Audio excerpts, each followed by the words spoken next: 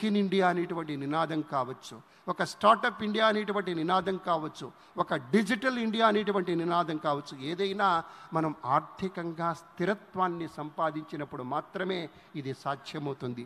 ఆ మాటనే మీతో మనవి చేసుకుంటూ, విశేషమైనటువంటి రీతిలో అన్ని దేశాల వారితోటి ఒక సత్సంబంధాలని పెంచుకుంటూ పెట్టుబడిని ఆహ్వానిస్తూ అంతర్జాతీయ స్థాయిలో మన భారత ప్రతిష్టను మరింతగా ఇనుమడింపచేస్తున్నటువంటి గౌరవనీయ మోదీ గారికి స్వాగతం అంటూ వేదిక విచ్చేశారు మన లోకేష్ సారు, అలాగే చంద్రశేఖర్ సారు, మంత్రివర్యులు అందరూ విచ్చేస్తున్నారు. సాదరంగా స్వాగతం. గట్టిగా మీ కరతాళ ధ్వనులతోటి ఒక్కమారు మీ యొక్క పచ్చదనం తాలూకు జెండాలు ఊపుతూ చక్కగా ఒకసారి స్వాగతం చెప్పండి. మన రామ్మోహన్ నాయుడు గారు, అలాగే గౌరవనీయులు డాక్టర్ చంద్రశేఖర్ గారు అందరూ విచ్చేశారు. పెద్దలందరికీ సాదరంగా స్వాగతం పలుకుతూ, ఈ మహనీయ మూర్తులు వచ్చారు కాబట్టి ఇక చంద్రబాబు నాయుడు గారు విచ్చేస్తూ ఉన్నారు. వారి రావడంతోనే ఒకదాని వెంట ఒకటిగా మనం ఇంతకుముందు మీకు మనవి చేసినట్టుగానే కార్యక్రమం అంతా విస్తారంగా, విపులంగా, చక్కగా, సంక్షిప్తంగా, హాయిగా వెళుతుంది. ఎందుకంటే రాజకీయ వినీల ఆకాశంలో ఒక మహాస్వప్నికుడు ఎవరైనా ఉన్నారా అంటే అది మన చంద్రబాబు నాయుడు గారు. అధ్యయనం, ఆలోచన, ఇవి రెండే కళ్ళు. జనహితం, ప్రజామతం, ఆయన నమ్మిన దేవుడి రూపం. ఆ విధంగా చంద్రబాబు నాయుడు గారు రాబోయే ఎన్నికల కోసం కాదు,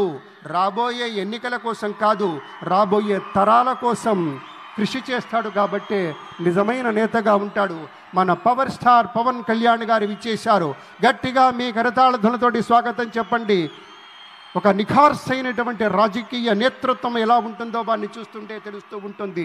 ఒక నవనీతం లాంటి హృదయం ఉన్నటువంటి నేత మన పవన్ కళ్యాణ్ గారు, ఉప ముఖ్యమంత్రి వర్యులు. రసగీతంలా మాధుర్యభరితంగా ఉంటుంది ఆయన యొక్క ఆలోచన సరళి. ఒక ఔదార్యం కనపడుతుంది, ఒక ఔన్నత్యం ఉంటుంది, సదా వందనీయమైనటువంటి ఆదర్శం ఆయన మాటలో, ఆయన చేతలో స్ఫుటంగా కనిపిస్తుంది. కాబట్టే జనసేన మొత్తం ఎంతో విస్తృతమైనటువంటి రీతిలో గట్టిగా, మనస్ఫూర్తిగా మన పవర్ స్టార్కి స్వాగతం చెప్తారు. ఎందుకంటే ఆయన రేపటి రోజు మాత్రమే చూడడు. మన చంద్రబాబు గారిలా ఒక దీర్ఘగామి, దీర్ఘదర్శి, అలాగే ఒక దీర్ఘదర్శిగానే ఉండటం మాత్రమే కాదు, శీఘ్రగామి, అనుకున్న పనులు చిటికలో సాధించుకుంటూ వెళ్ళాలి, దానికి కావలసిన తోటి విజన్ తోటి ముందుకెళ్ళాలి అంటాడు. అలాగే ప్రతినిత్యము, ప్రతిరోజు, ప్రతి ఘడియ ఈ రాష్ట్రం తాలూకు ప్రజల యొక్క క్షేమం గురించి హాయిగా, ఆరోగ్యంగా, ఏ చింత లేకుండా ఉన్నారా అనేటువంటి ఒక ఆలోచన చేస్తారు మన పవన్ కళ్యాణ్ గారు.